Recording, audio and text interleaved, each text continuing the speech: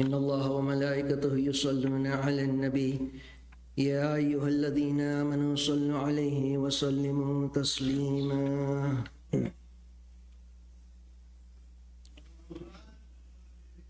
أعوذ بالله من الشيطان اللعين الرجيم. بسم الله الرحمن الرحيم. اللهم صل على محمد وآل محمد. اللهم إنك قلت في كتابك المنزل شهر رمضان الذي أنزل فيه القرآن وهذا شهر رمضان وقد تسرم، فأسألك بوجهك الكريم وبكلماتك التامة إن كان بقي علي ذنب لم تغفره لي أو تريد أن تعذبني عليه أو تقايسني به أن لا يطلع فجر هذه الليلة أو يتسرم هذا الشهر إلا وقد غفرته لي يا أرحم الراحمين.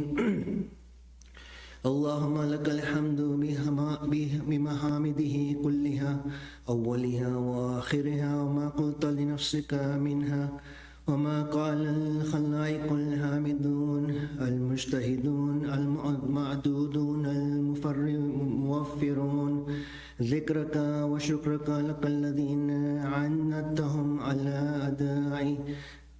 أعداء حقك من أصناف خلقك من الملائكة المقربين والنبيين والمرسلين وأصناف الناطقين والمسبحين لك من جميع العالمين.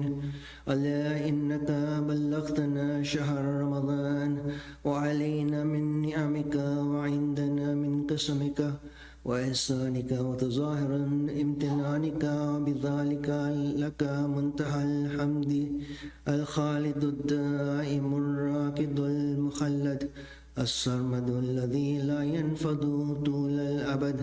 جل ثناؤك أنتنا عليه حتى قضيت عنا صيامه وقيامه من صلاة وما كان منا فيه من بر أو شكر أو ذكر. اللهم فتقبله منا بأحسن قبولك وتجاوزك وعفوك وصفوك وغفرانك وحقيقة رضوانك حتى تظفرنا فيه بكل خير مطلوب وجزيل عطاء موهوبا وتوقنا فيه من كل مرهوب أو بلاء مجلوب أو ذنب مسكوب. اللهم إني أسألك بعظيم ما سألك به أحد من خلقك من كريم أسمائك وجميل ثنائك وخاصة دعائك أن تصلي على محمد وآل محمد وأن تجعل شهرنا هذا أعظم شهر رمضان مر علينا منذ أنزلتنا إلى الدنيا بركة في عصمة ديني وخلاص نفسي وقضاء هوائجي وتشفعني في مسائلي وتمام النعمة علي وصرف السوء عني ولباس العافية لي فيه، وأن تجعلني برحمتك ممن خرتك له ليلة القدر وجعلتها له خيرا من 1000 شهر في عظم الأجر وكرائم الذخر وحسن الشكر وطول العمر ودوام اليسر. اللهم وأسألك برحمتك وتوليك وعفوك ونعمائك وجلالك وقدم إحسانك وامتنانك أن لا تجعله آخر العهد منا لشهر رمضان حتى تبلغناه من قابل على أحسن حال وتعرفني هلاله مع الناظرين إليه والمعترفين له في عافيتك ونعمتك وأوسع رحمتك وأجزل قسمك يا ربي الذي ليس لي رب غيره. لا يكون هذا الوداع مني له وداع فناء ولا آخر العهد مني للقائه حتى ترينه من قابل في أوسع النعم وأفضل الرجاء وأنا لك على أحسن الوفاء إنك سميع الدعاء اللهم اسمع دعائي وارحم تضرعي وتذللي لك واستكانتي وتوكلي عليك وأنا لك مسلم لا أرجو نجاحا ولا معافى ولا تشريفا ولا تبليغا إلا بك ومنك ومن علي جل ثناؤك وتقدست أسماؤك بتبليغ شهر رمضان وأنا معافى من كل مكروه ومحظور ومن جميع البوائك الحمد لله الذي أعان على صيام هذا الشهر وقيامي حتى بلغني آخر ليلة منه برحمتك يا أرحم الراحمين وصلى الله على محمد وآله الطيبين الطاهرين.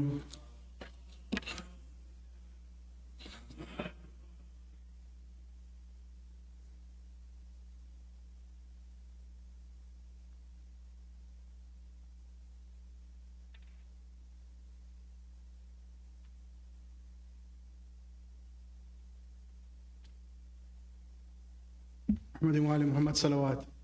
اللهم صل على Muhammad wa ali Muhammad. Just a reminder, is based on most expected moon sighting, inshallah, will be tomorrow. So tomorrow night to be expected to be the Eid night. As such, inshallah, tomorrow night, just a reminder, the program will start at 7:30, but that 7:30 is namaz time. So if you can arrive 5-10 minutes early, so we are ready to go when the namaz time starts. After Niyaz, later on we'll have the Eid Amal tomorrow night, and then on Friday, inshallah, is expected, Eid Namaz will start at 10 a.m. With Dua and Udbah. Before we welcome Sayyid, let us all recite 5 times Ayam Yujibu, for the safety of all the Muslims, for all those who are sick and all those in need of du'as. Bismillahir Rahmanir Rahim.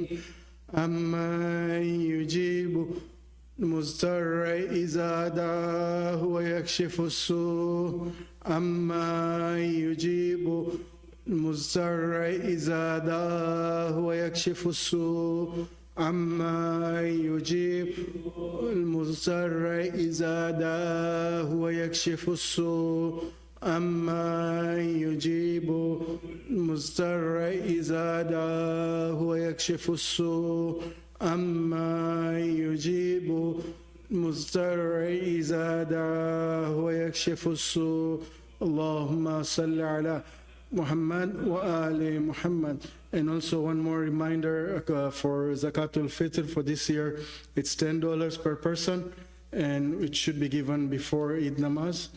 And but tomorrow inshallah we'll have boxes, but so just a reminder for that.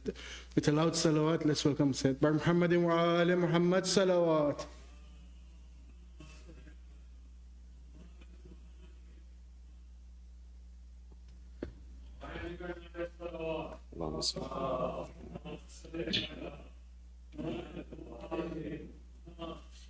أعوذ بالله من الشيطان اللعين الرجيم بسم الله الرحمن الرحيم فوض أمري إلى الله إن الله بصير بالعباد ولا حول ولا قوة إلا بالله العلي العظيم حسبنا الله ونعم الوكيل ونعم المولى ونعم النصير والصلاة والسلام والتحية والإكرام على الرسول المسدد المصطفى الأمجد المحمود الأحمد الذي سمي في السماء بأحمد وفي الأرض بأبي القاسم محمد اللهم صل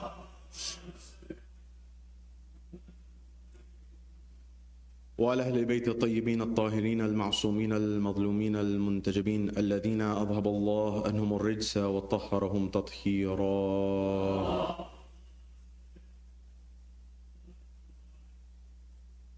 وقل رب اشرح لي صدري ويسر لي أمري واحلل عقدة من لساني يفقه قولي. أما بعد، قال الله تبارك وتعالى في كتاب الكريم: بسم الله الرحمن الرحيم إن الدين عند الله الإسلام. صدق الله العلي العظيم. صلوا على محمد وآل محمد.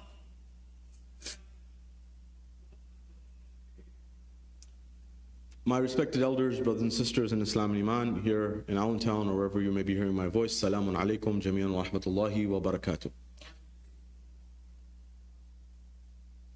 Question: how is one remembered?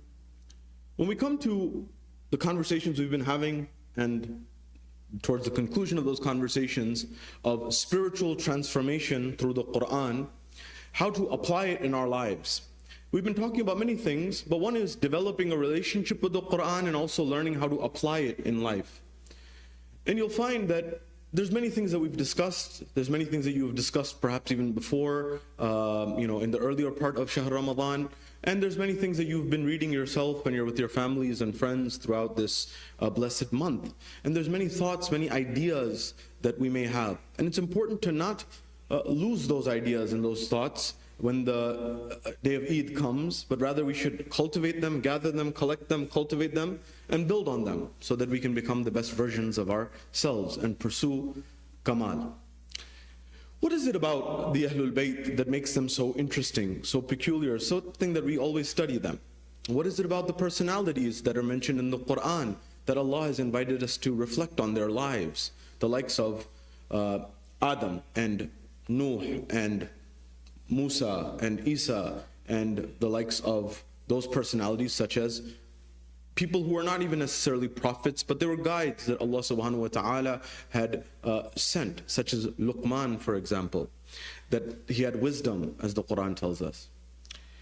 And when you look at it, you find that they did something.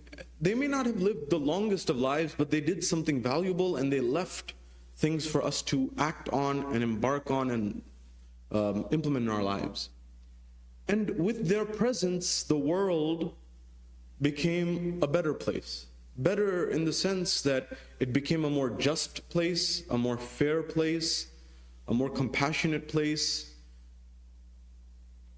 And so it's important for us to keep this in mind. As an example, why do we still remember Rasulullah? Why do we still remember Imam Ali alayhi salam? I'll tell you one example. There's an incident that's documented that after the time of Imam Ali, we just commemorated him a few nights ago, and you'll find that after the battles of Siffin, Jamal, Nahrawan, Muawiyah's in power, Imam Ali has been assassinated, and he comes to Hajj, symbolically, of course.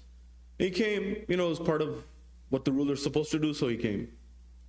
And he received news that also at Hajj is someone by the name of Dalimiyah. She was a lady who during the battle of Siffin, on one side is the camp of Imam Ali and the party of Imam Ali, on the other side is Muawiyah's camp. She would tell people, and she would call out and tell people about the position of Imam Ali, and she would say, join the army of Ali, for that's the right camp. So he heard that she's there, and he said, call her, I want to talk to her. And they called on her. She came and said, are you Dalimiyah? He said, yes.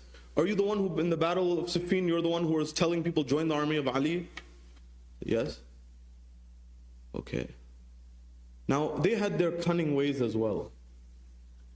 And at that junction, he said, can I give you something, a gift? And she was ahead of the curve, obviously. And she said, you can give me if you want.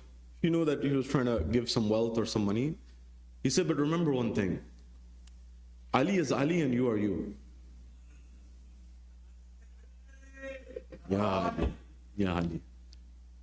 He was trying to get a favor, out of her to maybe get some fadail or merits and buy it.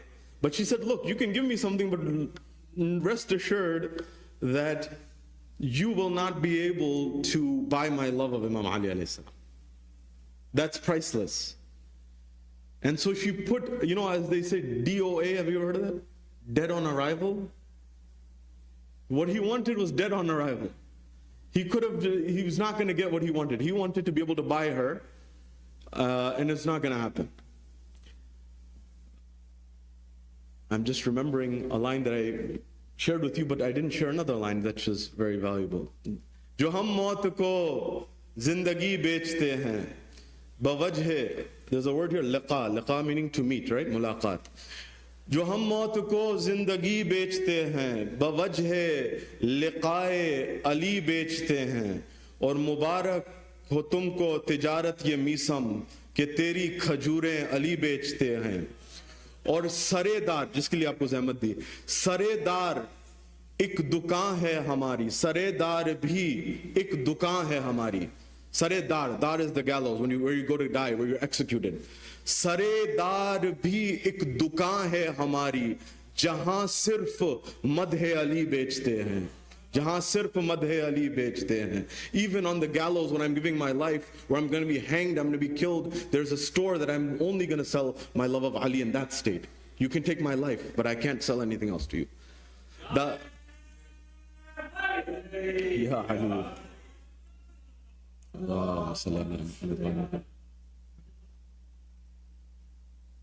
I think about this event of the Alamiya, that Imam Ali Badahir, Imam Ali is not there anymore. He's been shaheed already. Of course, in the eyes of Allah, shaheed is alive, no doubt. But at that point, someone could have said, Dalamiya, look, you have nothing to worry about. Just say what he wants to do. Just, it's a ghazbi anyways. You could have made some dalil and say, just take from him and get more out of him. But what is it? I mean, in our world, many people are curry favoring to presidents and stuff, right? They're trying to get their favor. Some people give a $400 million jet and they don't get anything out of it. You find that people are trying to do whatever they can to get a favor. But at that junction, Ali is not Badahir there anymore, but still Dalamiya said, even after he's gone, you can't buy my love of Ali. He said, okay, fine, no problem. He said, fine, okay, I'll just give you. He said, but anyways, give her something. And he said, tell me something about Ali. So he said, I want to know, what is it? What is it about Ali? What makes him him? And sometimes you tell someone, you respond to someone directly, or sometimes you respond to someone indirectly. Sahifa Sajjadiyah, on one side it's a spiritual manual of elevation. On the other side it's also a spiritual weapon against the zalim. Imam Sajjad was telling the zalimeen of the time through indirect means, or some may even say direct means, that be kind, be compassionate, be good. They're the rights of the ruler, the rights of the people, the treaties of rights, Risalatul Huquq, Safifa Sajjadiyah. He was saying, this is what society should be like, this is what people should be like, these are the rights. And he was also saying that, Banu Umayyah, you're not doing any of these things. Similarly, when it came to this dynamic, Muawiyah says, okay, tell me about Ali. And she says, what do I tell you about Ali? She could recite a whole majlis, right? A whole, like a very long, she could go off the cuff for hours. The same way Maysam at-Tammar went, the same way the likes of Rushayd al-Hajari went, and so many people who gave their life for the love of Imam Ali alayhi salam. She said, I can tell you a lot, but I'll just tell you one thing. And she's telling him indirectly something. She said, just know this about Ali. Ali before Khilafah and Ali after Khilafah was the same person. Allahu Akbar. She just changed the whole dynamic.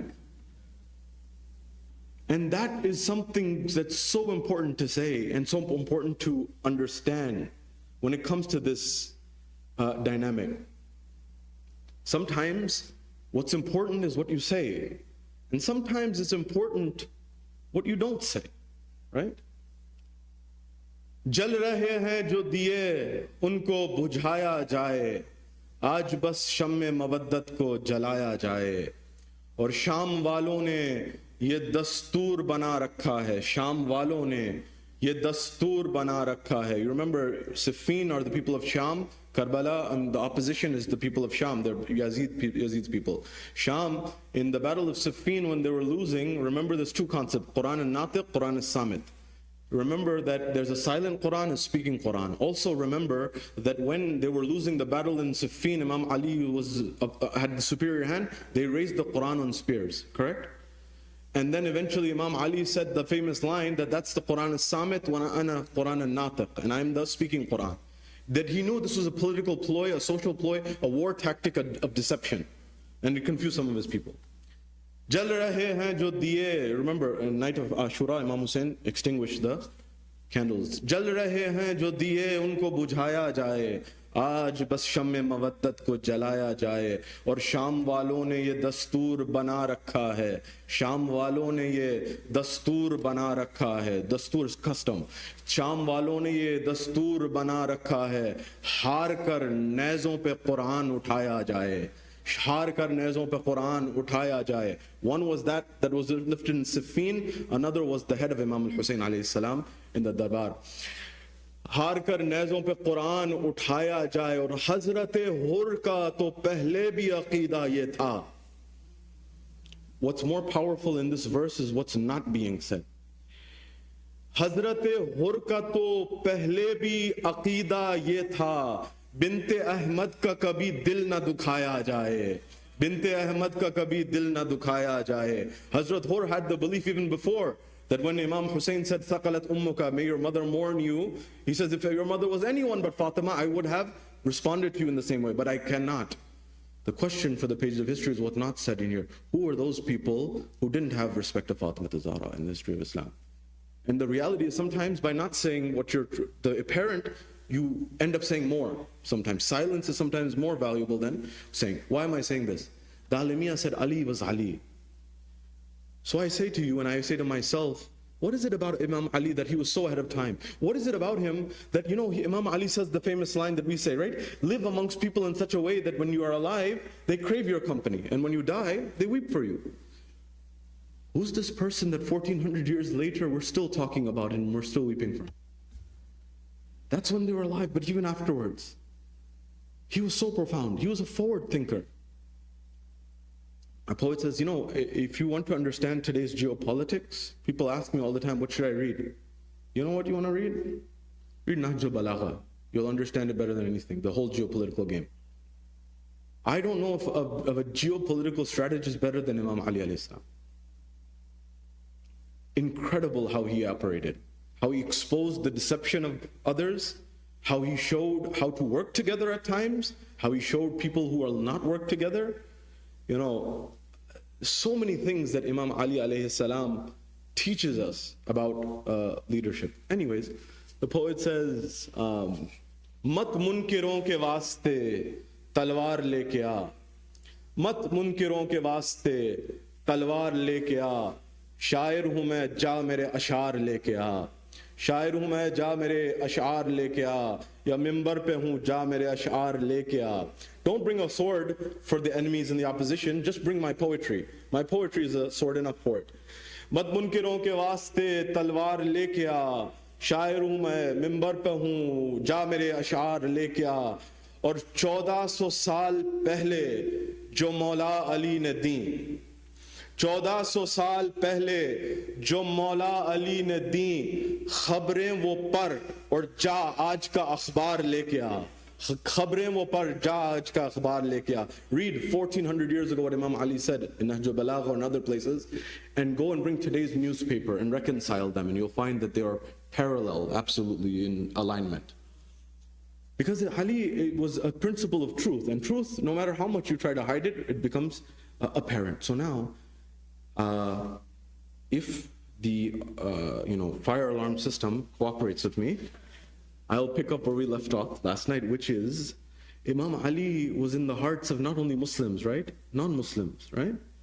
The likes of George Yordak, Sawt al-Adalat al-Insaniya, Lebanese Christian, Khalil Gibran, I mentioned, right? The Lebanese Christian poet. You can go down the line about people who are Shia, Sunni, Hindus. People are enamored by Imam Ali alayhi salam, that he just transcended things. Same with Imam al-Hussein alayhi salam. The famous poem, you may have heard, we recite, there's a modern version I think out, but I'm talking about the classical one that has been recited for decades and decades, over 100 years, on Sham-e Ghariban, Ghabrayegi Zainab. You must have heard this. Ghar jaake tumhe kahan paayegi Zainab, right? Who wrote that? Does anyone know who wrote that? Nasir Jahan read it. Yeah, he read it. But who's the poet? Does anyone know? Huh? Good guess. Not quite. Does anyone know?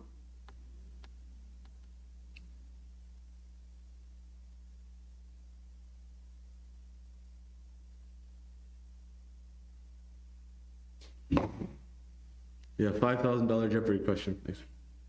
Okay. Anyone? Good guess. He's a contemporary of Mir Anis. He was around the same time, but it was not him. Just to look. His name was Channu Lal Dilgir Lakhnavi. He was Hindu. He became Muslim later, they say.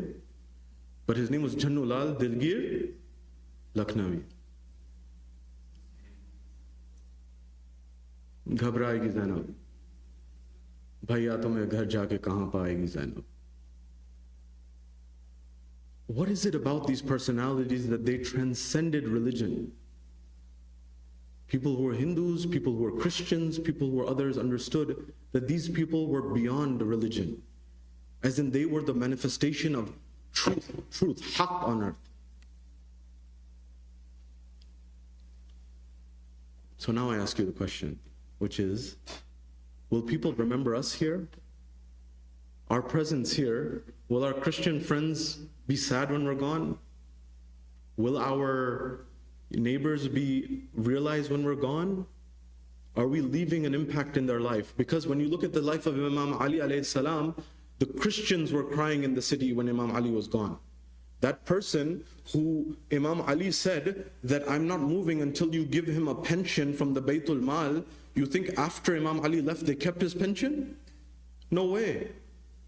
You think the widow, the orphan who Imam Ali fought so hard for, you think their right was still there afterwards? No way. It was gone in a moment. So people remembered that this man was a man of principle, a man of truth. You can't buy that. That's why you couldn't buy Dalimiyah. So now when it comes to practical Islamic spirituality to the Quran, the question that I ask you and I ask myself is, how do we transform? That could be the programming that we have, that could be the problems and the challenges we're facing, that could be understanding the Quran and understand how to apply it today. You know, as a speaker, in my humble, and I could be very wrong, globally sometimes, we have in our communities, not just our communities, broader communities, in our society, we have really hard shells. You know, like you hear the news, it's sensationalization and stuff like that. Like, you know, this person gave this response and this and that and the other. But if you peel back the layers, you may find that inside we're suffering. As people, we're suffering. Sometimes there's sadness, sometimes there's loneliness, sometimes there's something else. There's a much bigger void that's not being addressed. And so on the outside, you may get your 5 minutes of fame or 15 minutes of fame. I gave this response, I was powerful for this moment, I was famous for this moment, whatever. But underneath, as the Quran says, عَلَى بِذِكْرِ اللَّهِ تَطْمَئِنُّ الْقُلُوبُ. Barely in the remembrance of Allah, in the dhikr of Allah do the hearts find solace. That solace isn't there. So now I ask you the question, how can we help each other? How can we help our society? How can we help, maybe let's start here, let's start at home, so to speak, right? Within our own neighborhood, within our own community. How do we help each other, elevate each other, ourselves spiritually, and one another spiritually? Any ideas?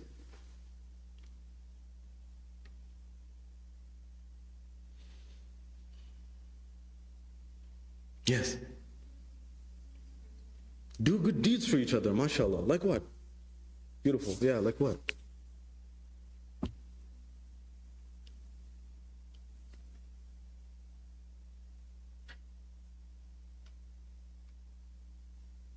Subhanallah. Wow, mashallah.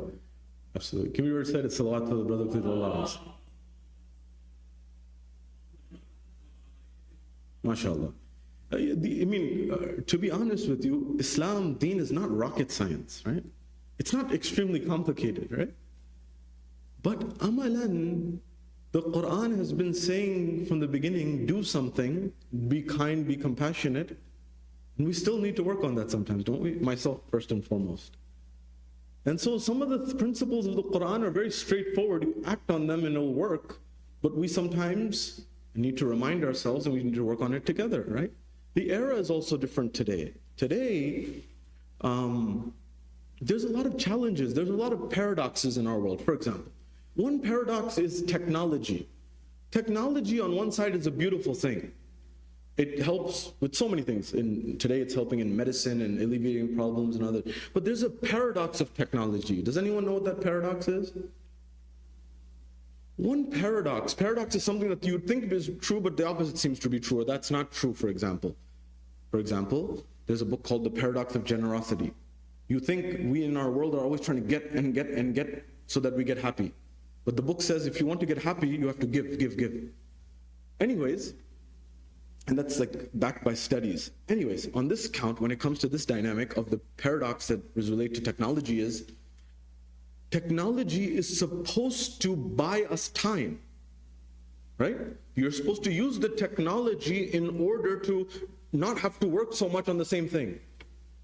But in the last 15, 20, 30 years, the more technology that we had, the more we're supposed to have time, the more technology that we have now, the more we're working.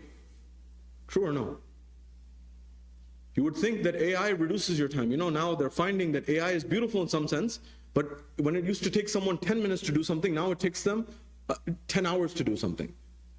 Not because it takes longer to do the task, they have to perfect it. So they keep checking it. So technically you can do it a lot faster. There's no doubt, please don't get me wrong, there's so many things that you can do extremely fast. But the time that an employee or a worker or someone takes to submit something takes a lot longer. So what was supposed to free up time is now taking up time.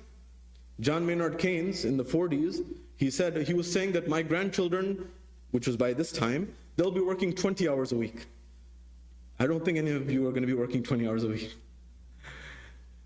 You know, and it doesn't have to be this way, by the way. When I went to Australia a couple of years ago from Muharram, I remember a brother moved from America to Australia. He was working there. And he said, I said, what's different about Australia? He said, oh man, it's different. He said, what happened? He said, my first day on the job, or first week on the job, I got in trouble. What happened? He said, you know, first week on a job, you try to put in effort and you try to do everything.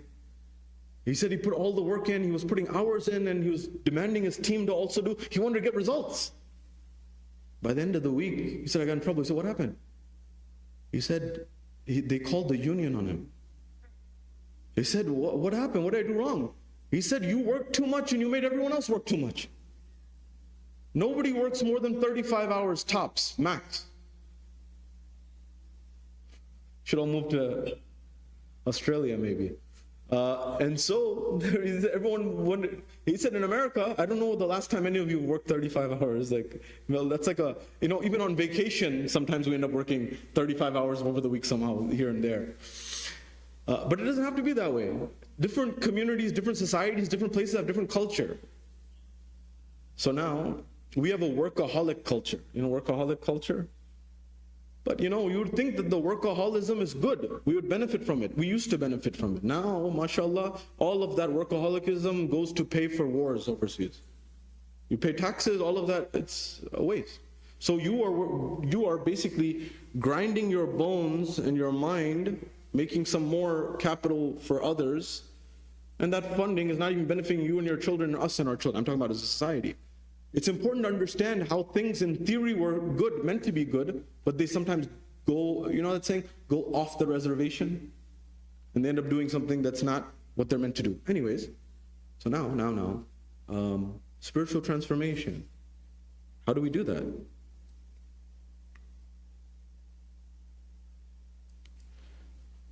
You know, if I was like a real Valim Maulana, I would say, there's no food afterwards, there's no namaz timeline. MashaAllah, let's go another 45 minutes.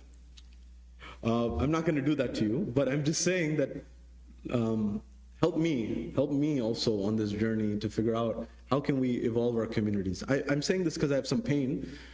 Some of our young people aren't attending majalis everywhere I go. And I'm concerned about this. You're concerned about this. These are your children and my families and our kids.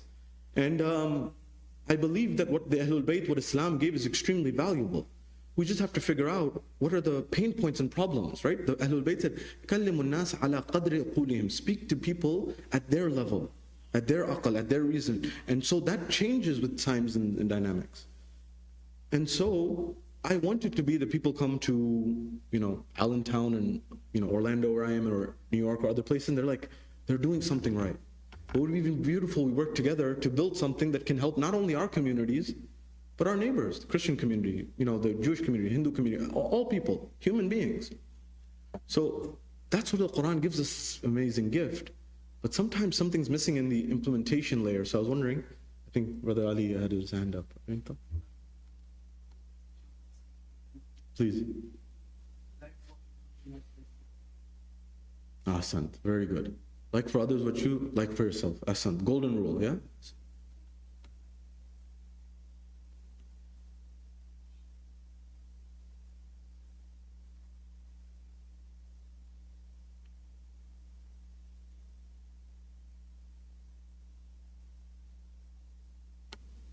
MashaAllah.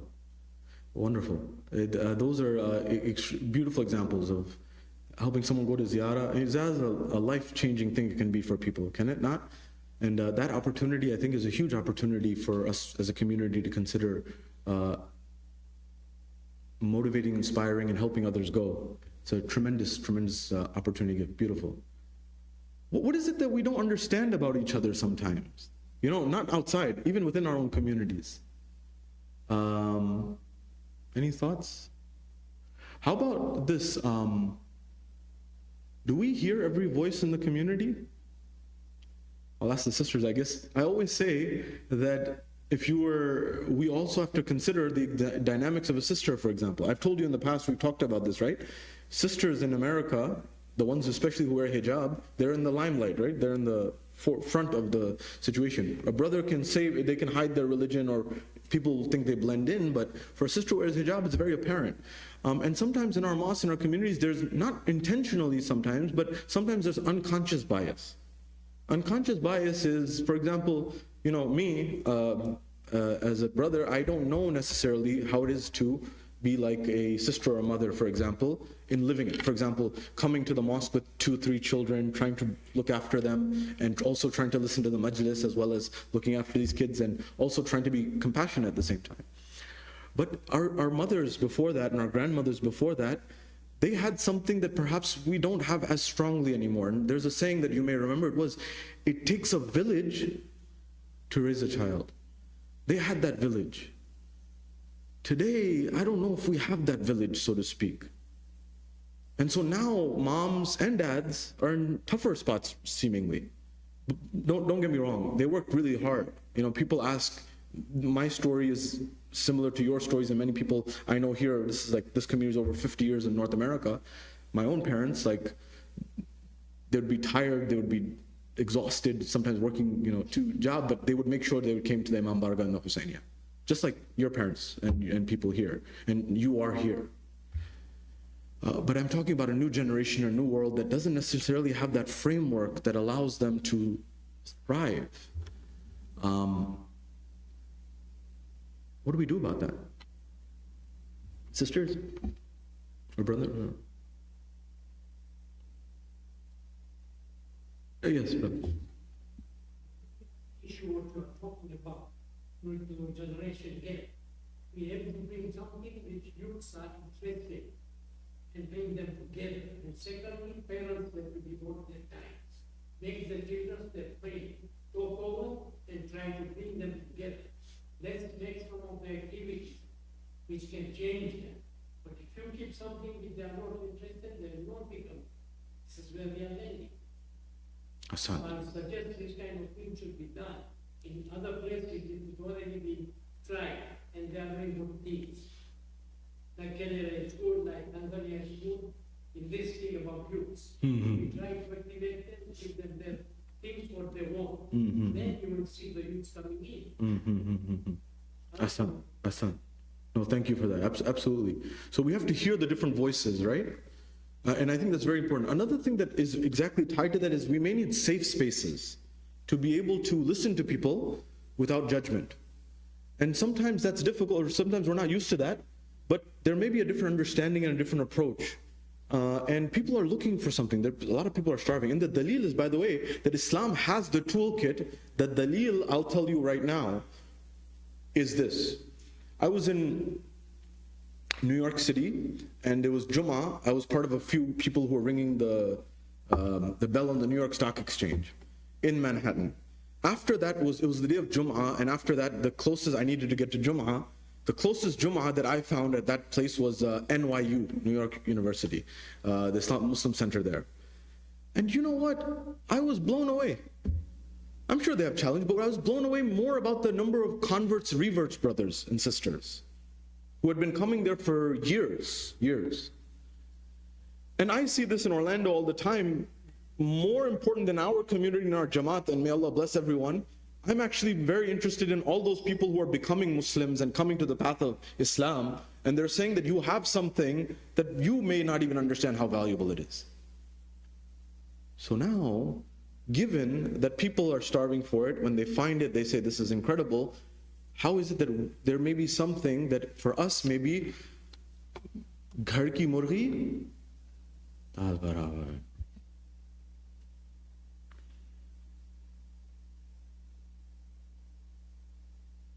Okay, sisters, is there anything that us brothers, we don't understand about sisters, or we understand everything, alhamdulillah, we know everything?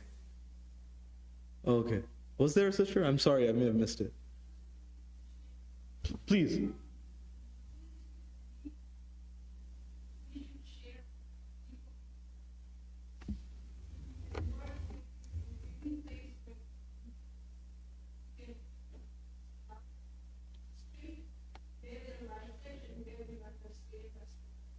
Wow, beautiful. So what are some examples of that? And Ji.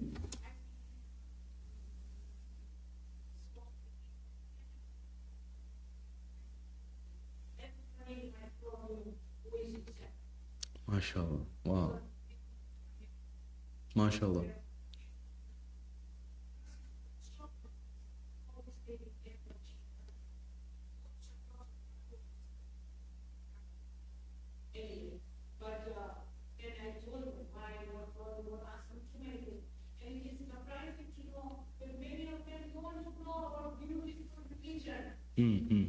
So the key is, I think, is you have to be approachable.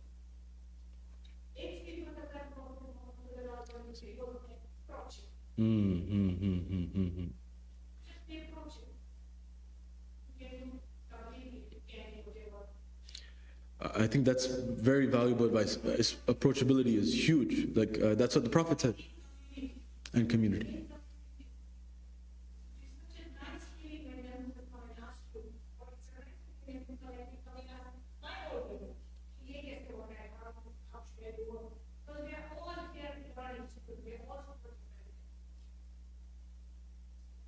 Absolutely. Inshallah. After 100 years, inshallah. Anything else? Thank you. I mean, that speaks for itself, mashallah. Anyone else? Iftar was heavy today, or pretty? Oh, yes, sister.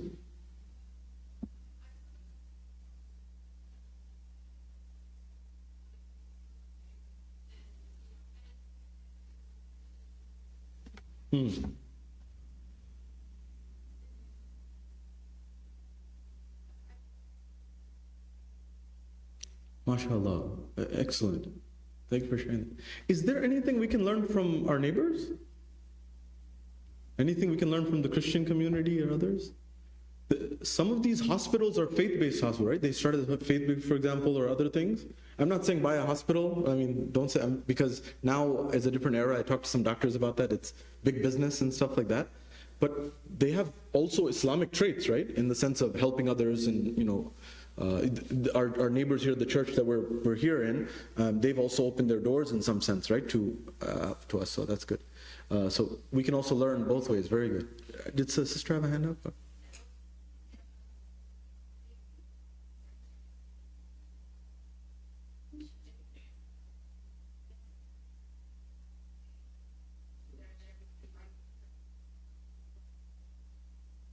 Beautiful. Absolutely. So what can we learn and what can we implement?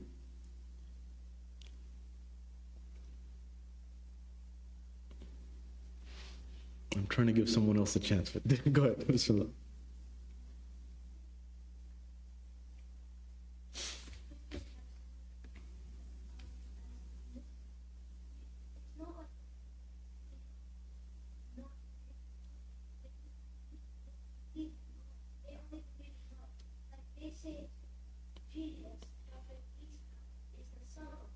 Mm-hmm.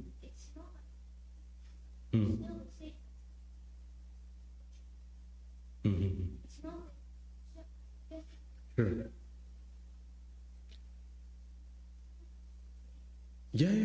Absolutely. So I think, and the Quran even says you'll find the nearest to you the Nasara, right? The Christians. So it's a beautiful point, and I think we have so many commonalities, right? Like when I tell people about, still a lot of Christians. That's a good question. How much do Christians know? Our friends and our neighbors know about Islam? When we get like tours at the mosque, you'll need to know this, inshallah, when your mosque opens and stuff. But I'll tell you a secret, by the way, huh? Inshallah, you have a mosque being built. I'll tell you that's not a silver bullet. Don't think that when the mosque opens, Jibreel comes and descends. I promise you, there will be a few months to maybe 6 months, maybe maximum a year, people are on a spiritual high. After that, it's same like getting married. The honeymoon period, they call it. How long does honeymoon period last? Inshallah, for you, it's 6 decades, 7 decades. But for other people, it's 6, 7 months, they say. The same thing is that. Don't think that some building will change your iman and somehow. It's inside. It starts inside to out. So the mosque can be a beautiful opportunity to invite people in and show them Islam. It attracts people. The same way that Rasulullah invited people to Islam with Dawat al Ashira, right? He brought biryani or plow or whatever it was he told Imam Ali to make, right? Similarly, it's a foot in the door. But once they come in, they're going to see the same people. And if the building is beautiful and the people's akhlaq is not, you got your answer about what's going to happen. Alhamdulillah, the akhlaq and the people are beautiful. Don't get me wrong. But the point that I'm driving at is the spiritual dimensions of this. So what I'm driving at and understanding is this. How can we get to a point where people, the population, I don't know, Allentown, if I'm not mistaken, the population's been going up. Yeah? But I was here last year, attendance is not going up. Attendance is less than last year, at least in the majlis at least. Correct me if I'm wrong. There were more people. Iftar, we have to fix the menu on the iftar, or something. I don't know. Iftar, okay, fair enough. By the way, this is not you here. I'm talking about this is globally, everywhere. The same problems you face here are the same problems we face down there, which is down there. And the brother mentioned very true. Some people are doing great things, but we haven't systematized it. It's in pockets here and there. But if we come together, we can lead to an environment. We're all trying to solve this problem simultaneously from east to west. And so my question is, how do we actualize that? What do we do about people? Like right now, there's a tragedy happening in the Middle East, right? What can we do about that? Within the law, within deen, within the framework of the law of the land, is there something we can do to try to reduce killing of innocent children or people, or anything we can do to have a more peaceful world, society? Sister in the back.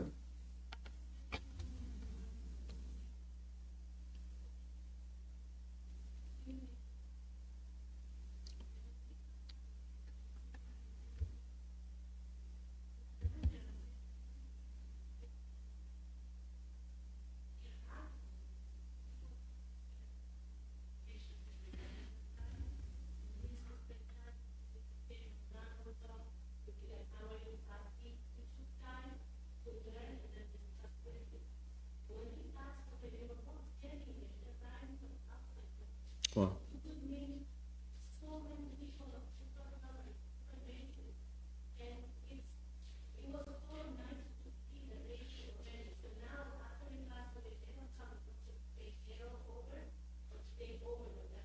Mm.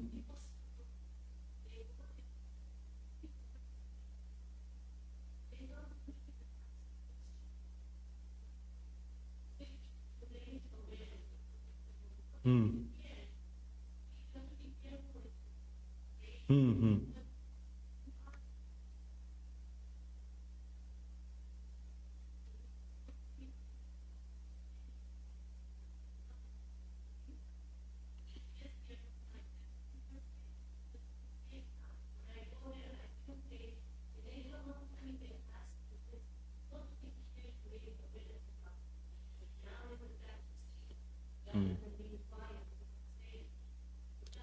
Absolutely. Beautifully said. That conversation is very important. So building on what the sister said and on the, yes, sister, yes. Yeah, please.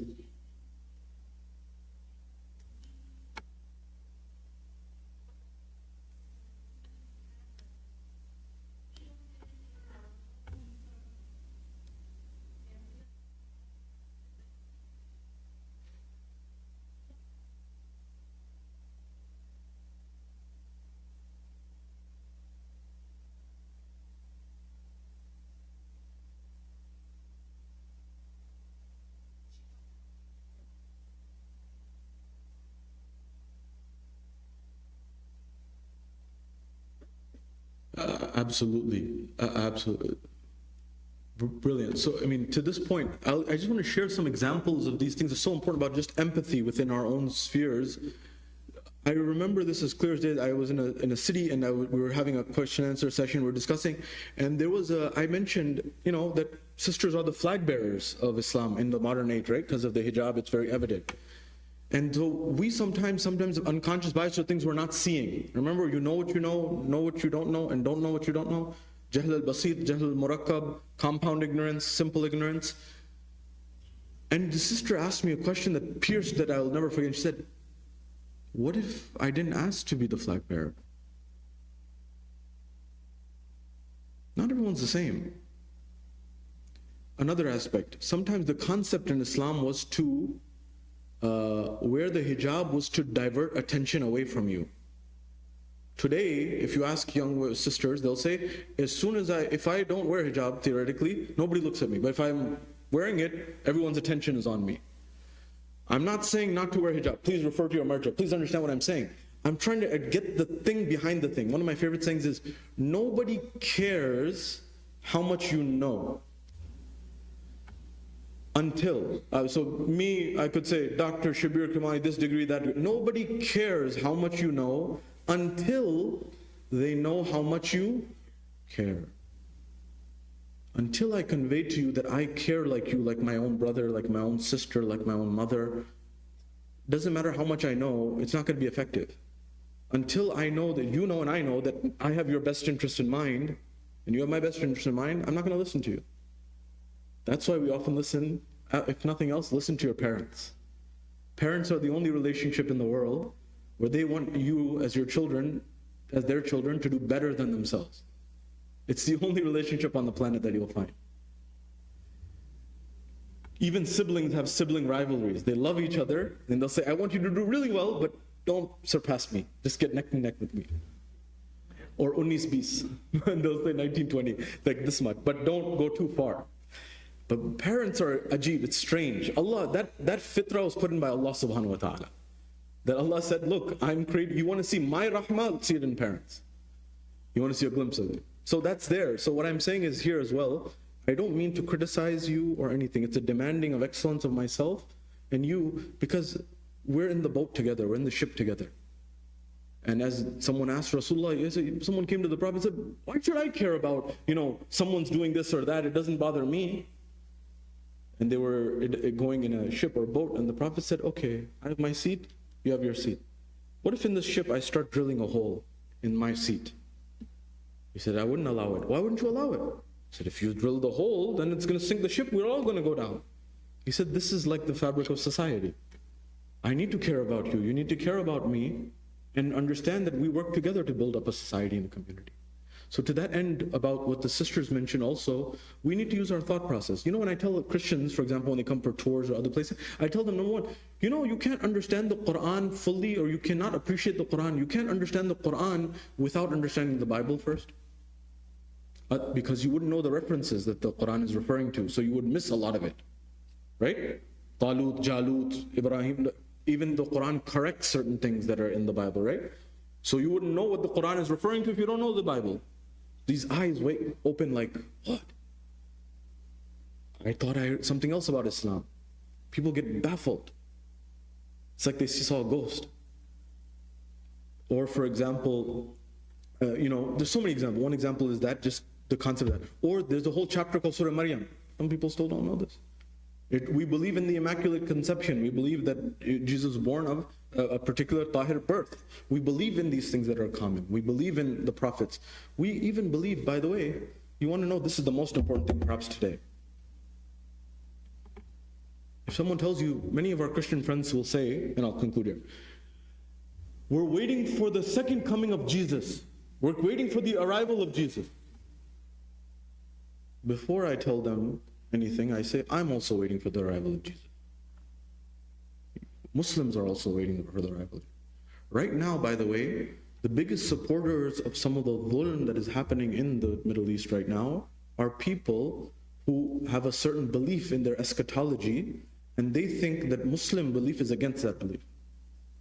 They think, unfortunately, that there will be the Jesus, peace be upon him, will come, and against him will come the Antichrist. And they think, they've been told, misinformed, that the Antichrist is the Mahdi that Muslims believe in. Na'udhu billah min dhalik. Whereas if you know anything about it, when the Imam appears, or Imam Jesus, peace be upon him, Isa ibn Maryam, Prophet Jesus will arrive, and Prophet and Imam Mahdi will pray together. Christians and Muslims will pray together when they understand that these two people are on the same page. Eschatology in the ends of times, one of the biggest things that you can do is go to some of the church congregations, listen and hear and talk to friends and understand that we're not enemies. In fact, we're on the same page. These little steps to build bridges can be tremendous opportunities, and this may be our juhad or jihad in this part of the world, our struggle in this part of the world. Maybe Imam Hussein and the Ahlul Bayt are not asking you to give your life and your blood. But, as the sister said, maybe speak up, maybe say one word. And maybe the word is a word of knowledge. Maybe it's a word of kindness. Maybe it's a word of compassion. Everything has a different style and approach and an opportunity. So having said that, inshallah, the heart of spiritual transformation is right there. Expand on that flower bud and let it grow, and you'll find amazing things happen, inshallah. Wa akhiru da'wana alhamdulillahi rabbil alameen wa sallallahu ala rasulil kareem. For your marhameen, for our marhameen, for all those who do not have someone to recite the Fatiha for them, Surah al-Mubarak al-Fatiha ma salawat wa salam.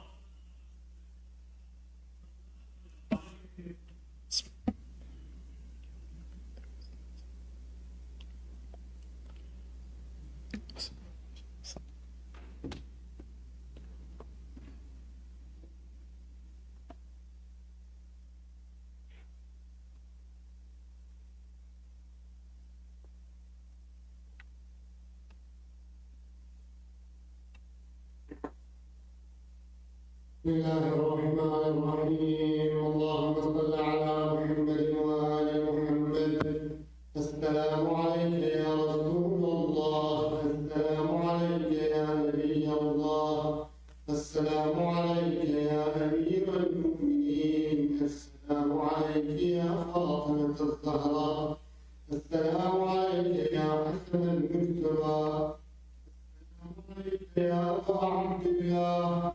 السلام عليك يا ابن رسول الله. السلام عليك يا ابن أمير المؤمنين وابن سيد المرسلين. السلام عليك يا ابن فاطمة سيدة نساء العالمين. السلام عليك يا خال الله وابن الله والذكر الموتور. السلام عليك وعلى الأرواح التي حلت بفنائك. عليكم مني جميعا سلام الله أبدا ما بقيت وبقي الليل والنهار. يا أبا عبد الله، لقد عظمت الرزية وجلت عظمة المصيبة بك علينا وعلى جميع أهل الإسلام، وجلت عظمة مصيبتك في السماوات على جميع أهل السماوات.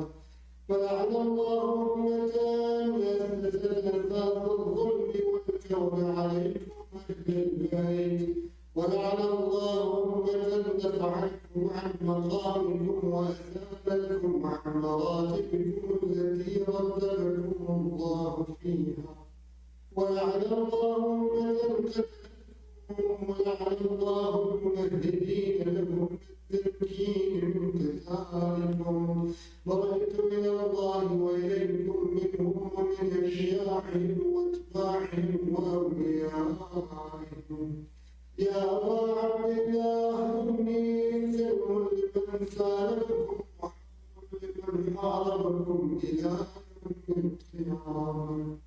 ولعن الله على زياد وآل مروان، ولعن الله بني أمية الفاضلة، ولعن الله ابن مرجان، ولعن الله عمر بن سعد، ولعن الله شمرا، ولعن الله أمة أخرجت وأنجبت وتنقبت القتال. بأبي أنت وأمي لقد عظم مصابي بك، فأسأل الله الذي يكرم مقامك ويكرمني بك أن ذلك مع إمام منصور من أهل بيت محمد صلى الله عليه وسلم. اللهم اجعلني عندك وجيها بالحسن عليه السلام. يا أبا عبد الله إني أتقرب إلى الله وإلى رسوله وإلى أمير المؤمنين وإلى فاطمة وإلى الحسن وإليك وبالبراءة ممن قاتلك ونصرك وبالبراءة ممن أسس الظلم والجبع وإلى الله وإلى رسوله ذلك وابنى عليه بنيانه وجرى في كله وعلى شيعكم بريت إلى الله وإليكم منهم ومنه أتقرب إلى الله ثم إليكم بموالاتكم وموالاة وليكم وبالبراءة من أعدائكم والناصرين لكم وبالبراءة من أشياعهم وأتباعهم. إني سر لمن حاربكم وولي وعلاكم وعلمكم،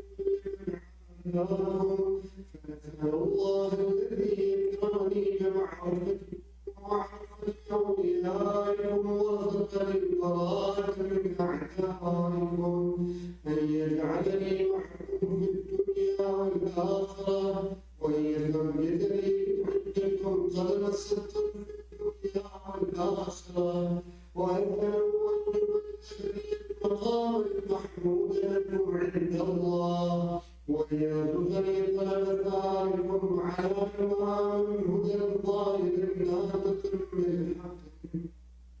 وأسأل الله بحقكم وبالشأن الذي لكم عندي بمصابي بكم أفضل ما يعطي مصابا بمصيبته مصيبة ما أعظمها وأعظم رفيتها في الإسلام وفي جميع السماوات والأرض. اللهم اجعلني في مقامي هذا ممن تناله منك صلوات ورحمة ومغفرة.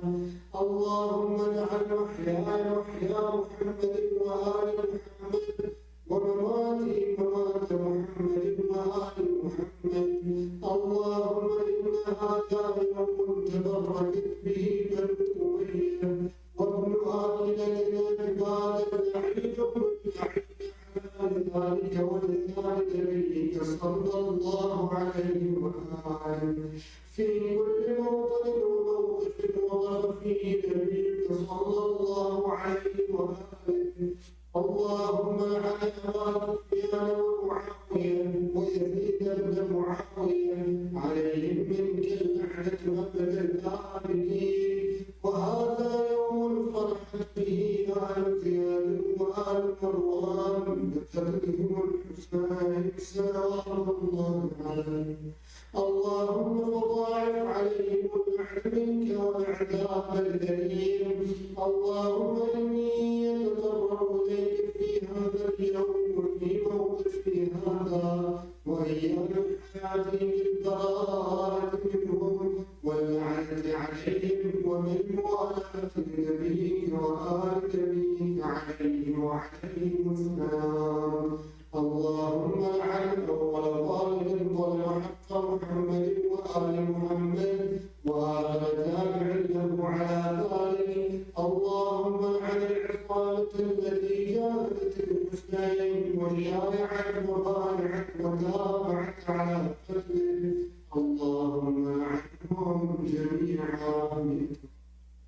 السلام عليك يا أبا عبد الله وعلى الأرواح التي حلت بفنائك. عليكم مني جميعا سلام الله يبدأ ما بقيت وبقي الليل والنهار ولا جعله الله آخر الحد مني لزيارتك.